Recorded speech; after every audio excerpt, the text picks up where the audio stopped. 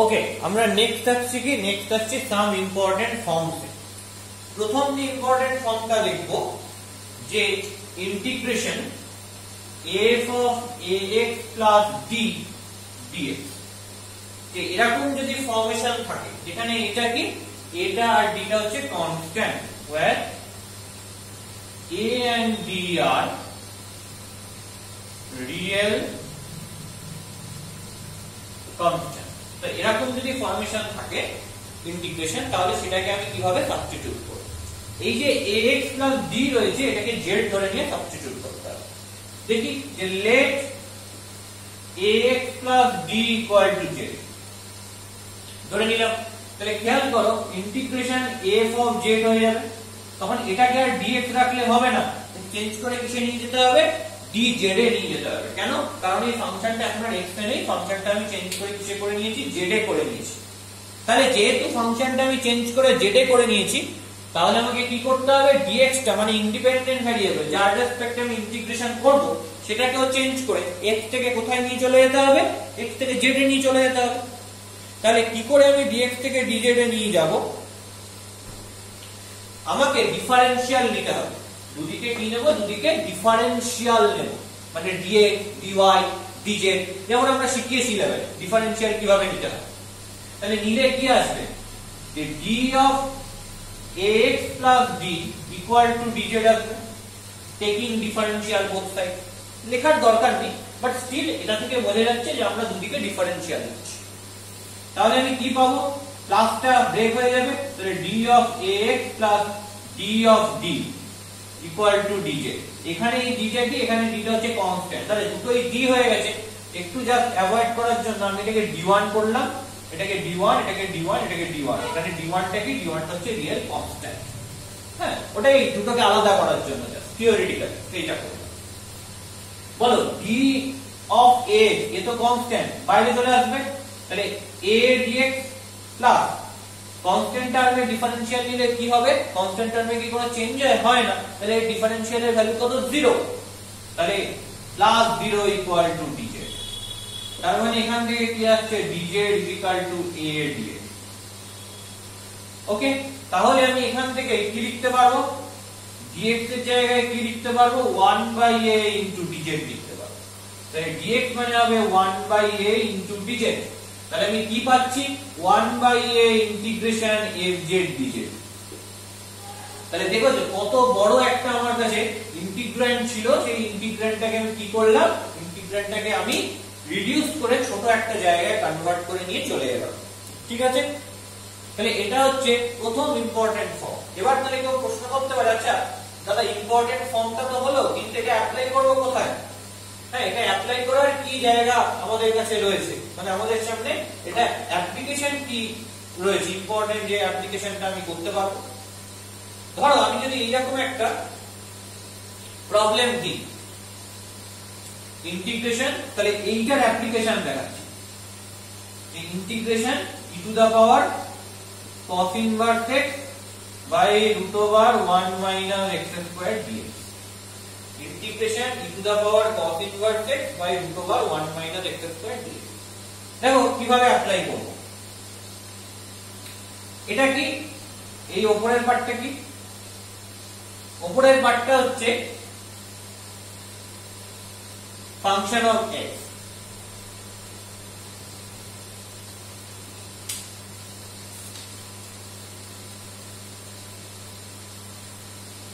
ঠিক আছে, তো উপরের পার্টটা কি? উপরেরটা হচ্ছে e to the power cos inverse x, একটা ফাংশন হবে।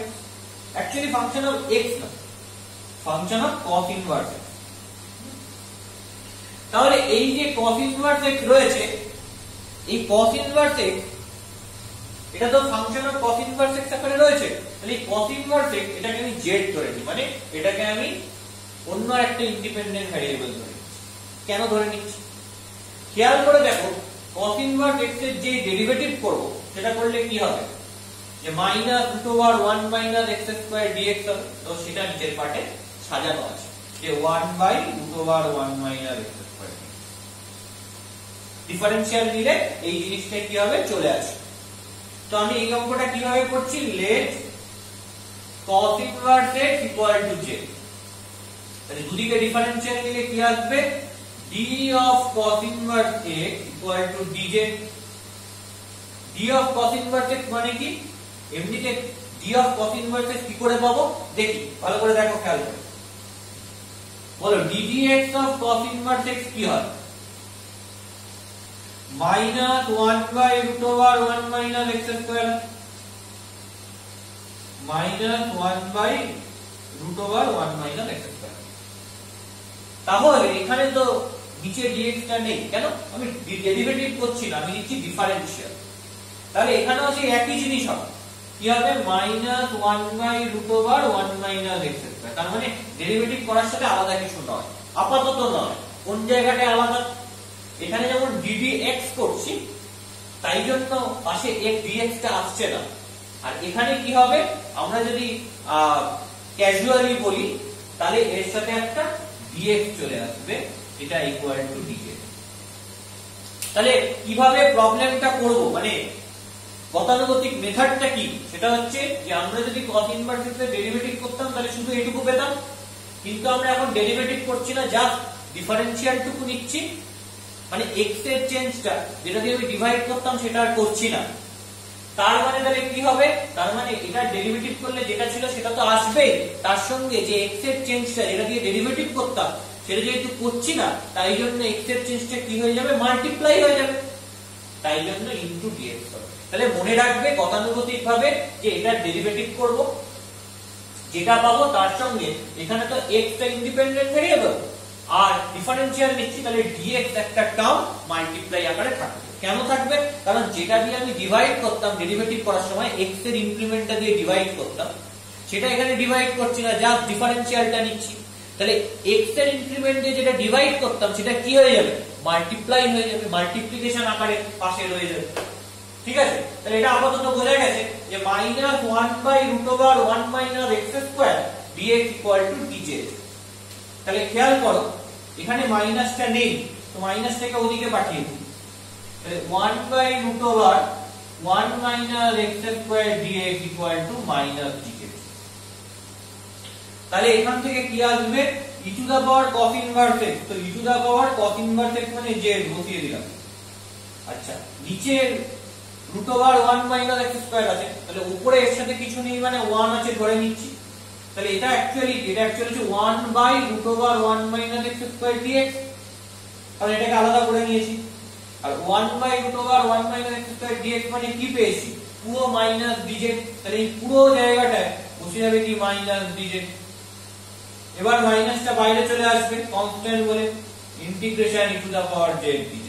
তাহলে খেয়াল করে দেখোছো যে এত বড় একটা ইন্টিগ্র্যান্ড ছিল, সেটাকে যদি আমি ওয়েল সাবস্টিটিউট করতে পারি, ঠিক আছে, তাহলে কি হলো, ইন্টিগ্র্যান্ডটা এইটুকু ছোট একটা ফাংশনে চলে এলো, মানে ইন্টিগ্র্যান্ড হিসেবে চলে এলো, যেটা জাস্ট ইন্ডিপেন্ডেন্ট ভ্যারিয়েবলটা এখানে x ছিল সেটা থেকে এটা z হয়ে গেছে, জাস্ট ভ্যারিয়েবলটা চেঞ্জ হয়ে গেছে। এবং যেটা পেলাম সেটা কিন্তু নোন রেজাল্ট, আমাদের যে স্ট্যান্ডার্ড রেজাল্ট গুলো রয়েছে সেই স্ট্যান্ডার্ড রেজাল্ট গুলোর মধ্যে নোন। তাহলে কি হবে, minus integration e to the power z করলে কি হবে, e to the power z plus বলেছি c লিখতে হবে, যেখানে c টা কি, সেটা হচ্ছে ইন্টিগ্রেটিং কনস্ট্যান্ট। এবং সেটা তো অ্যানসারটা তাহলে কিসে বেরোলো, অ্যানসারটা তাহলে z দিয়ে বেরোচ্ছে, কিন্তু আমার তো এখানে ইন্টিগ্র্যান্ডটা রয়েছে x দিয়ে, তাহলে z টাকে কি করতে হবে, x এর চেঞ্জ করতে হবে। তাহলে z টা কি, z equal to cos inverse x, তাহলে কি করব, minus e to the power cos inverse x plus c,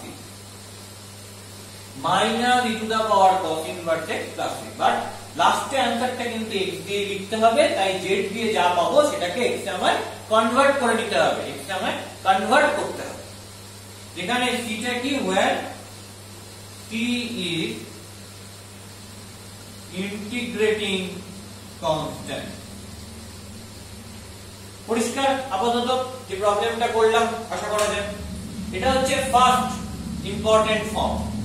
second important ফর্মটা কি সেটাই আমরা আসি, নাম্বার 2।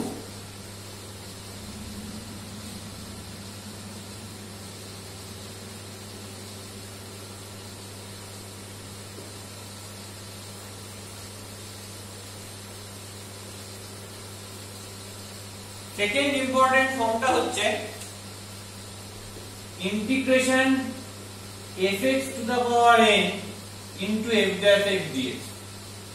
এই ফর্মের যদি ইন্টিগ্রেশন থাকে তাহলে আমরা সেটাকে ইভালুয়েশন করব কি করে, বা সেটাকে আমরা কিভাবে ইভালুয়েট করতে পারি সেই জায়গাটা আমাদের দেখতে হবে, যে সেটাকে কিভাবে ইভালুয়েশন করা সম্ভব। কি করতে হয়, এই যে fx থেকে z ধরতে হয়। তুমি এখন প্রশ্ন করবে কেন দাদা fx কে z ধরবো? দেখো fx কে z ধরলে দুদিকে তো আমায় ডিফারেন্সিয়াল নিতে হবে। d of fx equal to d of z। d of fx মানে কি? প্রথমে আমি বলেছি যার ডিফারেন্সিয়াল নিই তাকে ডেরিভেটিভ করে দিই। তাহলে এমনিতে ডিফারেন্সিয়াল মানে ডেরিভেটিভে যেমন x এর ইনক্রিমেন্টটা দিয়ে ডিভাইড করতে হবে, ডিফারেন্সিয়ালে যেমন ওই x এর ইনক্রিমেন্টটা দিয়ে জাস্ট মাল্টিপ্লাই করে দেব।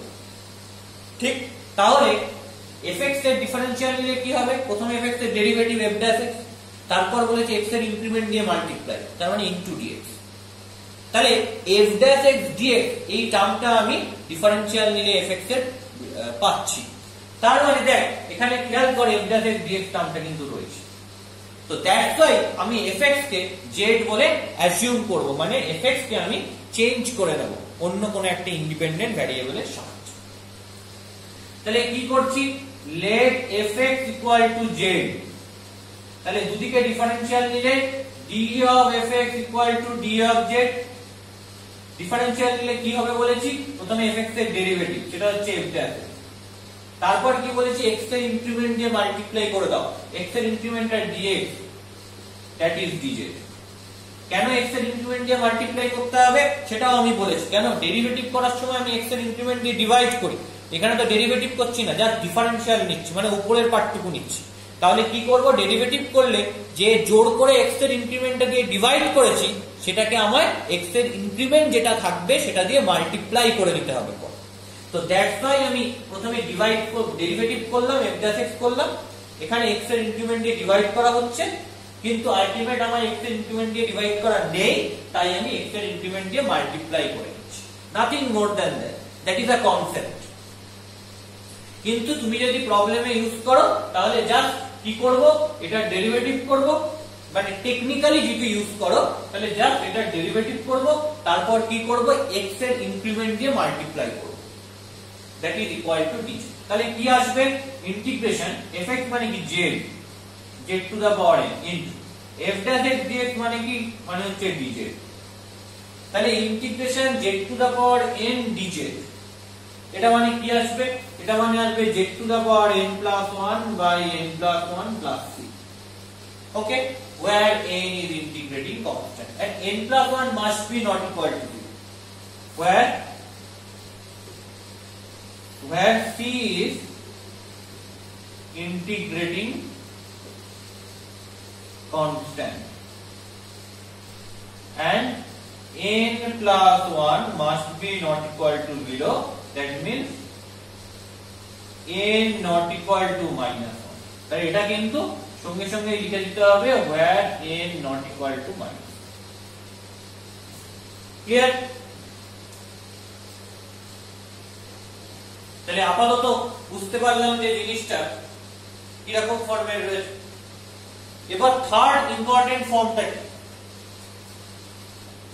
থার্ড ইম্পর্টেন্ট ফর্মটা হচ্ছে that is very important, most important form, যে ইন্টিগ্রেশন যদি এই ফর্মে হয় e to the power x into fx plus f dash x dx, যেখানে f টা কি, f টা হচ্ছে একটা ডিফারেন্সিয়েবল ফাংশন, তাই f dash x এক্সিস্ট করছে, where f is a differentiable function of x। যেখানে f টা কি, f টা হচ্ছে একটা x এর ডিফারেন্সিয়েবল ফাংশন। তাহলে এই জিনিসটাকে ইভালুয়েট করব কি করে? মনে রাখবে এইটা কিন্তু কোনো রেজাল্ট না, মানে আমায় যদি এক্সামে অঙ্কটা দেয়, অঙ্কটা কিন্তু আমি এরকম যে e to the power x into fx plus f dash x দেখলাম, আর সেখানে আমি ডাইরেক্ট এর যে আলটিমেট রেজাল্টটা হবে e to the power x into fx সেটা ইউজ করে দিলাম, এটা কিন্তু হবে না, এটা কিন্তু তুমি করতে পারবে না। কেন করতে পারবে না?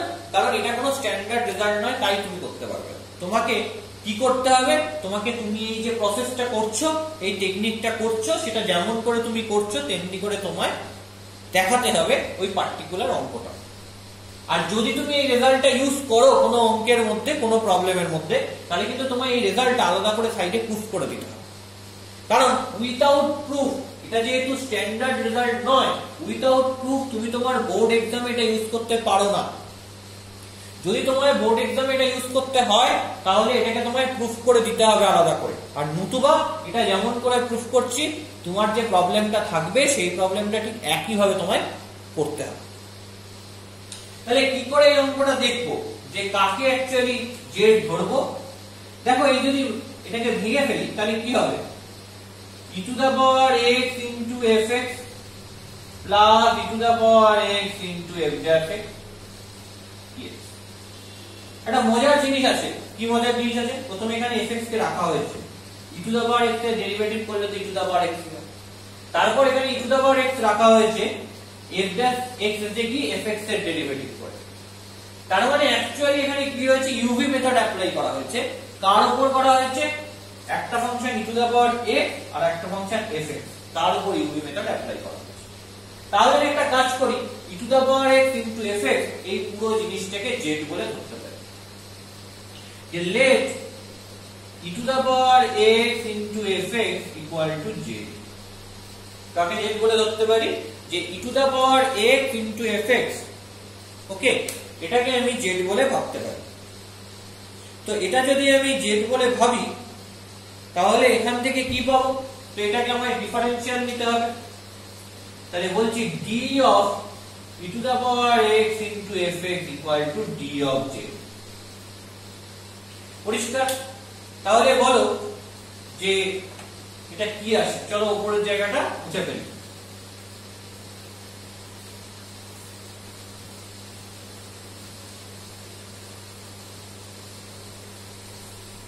এখান থেকে আমি কি পাই দেখি। আমি বলেছিলাম যে ডিফারেনশিয়াল নেওয়ার মানে হচ্ছে যার ডিফারেনশিয়াল নিতে হয় তার আগে ডেরিভেটিভ করতে হয়। তো e to the power x into fx এর ডেরিভেটিভ করতে গেলে আমাকে কি করতে হবে? ইউভি মেথড অ্যাপ্লাই করতে হবে। করলে কি পাবো? First e to the power x কে রাখলাম, fx এর ডেরিভেটিভ করলে হয় f dash x plus fx কে রাখলাম, e to the power x এর ডেরিভেটিভ করলে হয় e to the power x। পরিষ্কার? আর আমি কি বলেছি? আর আমি বলেছি যে ডেরিভেটিভ করার পর এটা তো x এর ফাংশন, তাহলে x এর যে ইনক্রিমেন্টটা dx এটা দিয়ে মাল্টিপ্লাই করে দিতে হবে। তাহলে দ্যাট ইজ ইনটু dx। এই টেকনিক্যাল জায়গাটা মনে রাখতে হবে। বাট কেউ যদি প্রশ্ন করে কেন হঠাৎ করে x এর ইনক্রিমেন্ট দিয়ে মাল্টিপ্লাই করলাম, সেই উত্তরটা তোমাদের কাছে আছে। আগে জাস্ট কিছুক্ষণ আগে যে থিওরিটা করিয়েছি সেখানে আমি উত্তরটা দিয়েছি। যে ডেরিভেটিভ করার সময় আসলে x এর ইনক্রিমেন্ট দিয়ে ডিভাইড করা হয়েছিল জোর করে। এখানে তো কোনো x এর ইনক্রিমেন্ট দিয়ে ডিভাইড করার ব্যাপার নেই। তাহলে জোর করে ডেরিভেটিভ যখন করেছি, x এর ইনক্রিমেন্ট দিয়ে ডিভাইড করেছি, তাহলে সেটা তো আমি করতে পারি না। তাহলে আমায় কি করতে হবে? x এর ইনক্রিমেন্ট দিয়ে মাল্টিপ্লাই করতে হবে অ্যাডজাস্ট করার জন্য। তো দ্যাটস ওয়াই আমি x এর ইনক্রিমেন্ট দিয়ে মাল্টিপ্লাই করলাম। ওকে, তোমরা এই লজিক্যাল আইডিয়াটা মাথায় রাখো, এটুকু মাথায় রাখলেই হবে। তারপর বাকি জিনিসটা সেগুলো অনেক বড় সড় ব্যাপার, বড়দের ব্যাপার, ওগুলো বুঝতে হবে না। ওগুলো পরে যখন তোমরা আস্তে আস্তে যদি ম্যাথামেটিক্স নিয়ে এগো, তাহলে তখন আস্তে আস্তে রিমান ইন্টিগ্রেশন পড়ার সময় বুঝতে পারবে আসলে এখানে কি হচ্ছে, কিভাবে সাবস্টিটিউশন হয়, তখন ভেতরে ঢুকে বুঝবে। এখন তোমাদের বুদ্ধিতে এটুকুই যথেষ্ট। তাহলে এই দিক থেকে ইন্টিগ্রেশন ডিজেড যদি করি, সরি এদিকে যদি ডিফারেনশিয়াল ডিজেড নিই তাহলে এটাই থাকে। তাহলে আলটিমেটলি কি পাচ্ছি? e to the power x into f dash x এই পার্টটা plus e to the power x into fx এই পার্টটা অফ dx পুরোটাই হচ্ছে কি dz। তাহলে ইন্টিগ্রেশন dz লিখতে পারি। খেয়াল করে দেখো, এত বড় ইন্টিগ্র্যান্ড ছিল, সেটাকে একটা ছোট ইন্টিগ্র্যান্ডে নিয়ে চলে এলাম জাস্ট এই সাবস্টিটিউশনটার সাহায্যে, মানে জাস্ট এই ইন্ডিপেন্ডেন্ট ভ্যারিয়েবলটা চেঞ্জ করে। তাহলে এর ইন্টিগ্রেশন করলে কি হবে? z plus c, where c is integrating constant। তাহলে এখান থেকে আমি কি পাবো? z মানে কি? z মানে হচ্ছে e to the power x into fx, okay, plus c। তাহলে এটাই হচ্ছে আমার অ্যান্সার। এটা অ্যানসার, কিন্তু এটা কোনো আমার স্ট্যান্ডার্ড রেজাল্ট নয়। বাট স্টিল যেইতে মানে জয়েন্টে আমি এই জিনিসটা এক লাইনে ইউজ করতে পারি, সেটা জয়েন্টের জন্য খুব এফেক্টিভ। বাট স্টিল এটা বোর্ডসের জন্য কিন্তু কোনো স্ট্যান্ডার্ড রেজাল্ট নয়, বোর্ডসে আমি এটা স্ট্যান্ডার্ড ওয়েতে অ্যাপ্লাই করতে পারবো না। তো এটার একটা অ্যাপ্লিকেশন আমরা দেখতে পারি যে কিভাবে এটা অ্যাপ্লাই করা হয়েছে। তাহলে এরকম একটা অঙ্ক আমরা করতে পারি যে প্রবলেম আকারে, এর অ্যাপ্লিকেশন আকারে করলাম। Integration e to the power x, হ্যাঁ, log x plus 1/x dx। দেখো খুব সুন্দর জিনিস, এটা পরিষ্কার চোখে দেখা যাচ্ছে কি হবে। কি চোখে দেখা যাচ্ছে? তুমি কি চোখে দেখতে পাচ্ছ? তুমি দেখতে পাচ্ছ এখানে এটা যদি ই টু দা পাওয়ার x হয়, এটাকে যদি fx ভাবো log x, তাহলে 1/x টা কি? 1/x টা হচ্ছে f dash x। তাহলে এটা কিসের ফর্ম? পরিষ্কার চোখে দেখা যাচ্ছে integration e to the power x into fx plus f dash x এর form. Integration e to the power x fx plus f dash x dx। এর রেজাল্ট কি হয়? এর রেজাল্টটা আমি জানি e to the power x into fx, মানে e to the power x into log x plus. কিন্তু সেটা ডাইরেক্ট বসিয়ে দেওয়া যাবে না, কারণ বোর্ডে আমাদের এই পুরোটা করে দেখাতে হবে। হয় আমার এই থিওরিটা যেটা আমি প্রুফ করলাম সেটা রাইট সাইডে প্রুফ করতে হবে, তারপর ওটা ডিরেক্ট অ্যাপ্লাই করতে হবে, নতুবা পার্টিকুলার এই যে প্রবলেমটা, সেই প্রবলেমটাই আমাদেরকে এই রকম অ্যাজাম্পশন নিয়ে করতে হবে। ঠিক আছে, দুটো ওয়ে আছে। এক, তুমি এই থিওরিটা রাইট সাইডে প্রুফ করো, তারপর ওটা অ্যাপ্লাই করো, আর নতুবা পার্টিকুলার প্রবলেমটা করো এই যে মেথডে আমি অঙ্কটা করেছি সেই সেম মেথড। তাহলে এখানে আমি কি মেথডে অঙ্কটা করেছি? আমি কাকে ধরেছিলাম ভালো করে খেয়াল করো, e to the power x into fx কে ধরেছিলাম, যে ধরে আমি সাবস্টিটিউট করেছিলাম। এখানেও তাই করব, ই টু দা পাওয়ার x এটা, আর এখানে fx টা log x হচ্ছে আমি বুঝে গেছি। তাহলে e to the power x into log x এটাকে z ধরে আমায় সাবস্টিটিউট করতে হবে, কারণ টেকনিকটা এখানে যা করেছি এখানেও তাই সেম। তাহলে let e to the power x into log x equal to z। Differential নিচ্ছি g of e to the power x log x equal to dz। তো এটার আগে ডেরিভেটিভ করতে হবে। কি হবে ডেরিভেটিভ করলে? e to the power x কে রাখলাম, log x এর ডেরিভেটিভ করলে 1/x প্লাস log x কে রাখলাম, e to the power x এর ডেরিভেটিভ করলে e to the power x, তারপর x এর ইনক্রিমেন্ট দিয়ে মাল্টিপ্লাই মানে dx equal to dz। এগুলো টেকনিক্যাল ব্যাপার, এগুলো টেকনিক্যালি করতে হবে। তাহলে e to the power x যদি কমন নিই তাহলে কি আসবে? 1/x plus log x dx equal to dz। তাহলে আমি জাস্ট কি করলাম? Integration e to the power x into log x plus 1/x dx এই পুরো জায়গায় dz বসিয়ে দিচ্ছি। তাহলে এখান থেকে কি পাবো? z plus c, where c is integrating constant, integrating constant। তাহলে z টা এখানে কি ধরেছিলাম? e to the power x into log x কে ধরেছিলাম, সব সময় x এর টার্মে লিখে দিতে হবে অ্যানসার। তাহলে প্লাস c, এইটাই হচ্ছে আমার অ্যানসার। আশা করি এই যে রেজাল্টটা, এই রেজাল্টটা বা এই ফর্মটা ক্লিয়ার হয়ে গেছে। Integration e to the power x into fx plus f dash x থাকলে কি করতে হবে। তো এবার আমি আসছি কতগুলো স্ট্যান্ডার্ড ইন্টিগ্রাল বা স্ট্যান্ডার্ড রেজাল্ট, সেগুলো আমরা ফর্মুলা আকারে ইউজ করতে পারবো অঙ্কের। আগের চ্যাপ্টারে যেমন আমরা বেশ কতগুলো স্ট্যান্ডার্ড রেজাল্ট শিখেছিলাম, এই চ্যাপ্টারেও আমরা তেমন আরো কিছু স্ট্যান্ডার্ড রেজাল্ট শিখবো, এবং প্রতি চ্যাপ্টারেই আমরা কিছু কিছু করে স্ট্যান্ডার্ড রেজাল্ট শিখে শিখে যাব। তাহলে এরপরে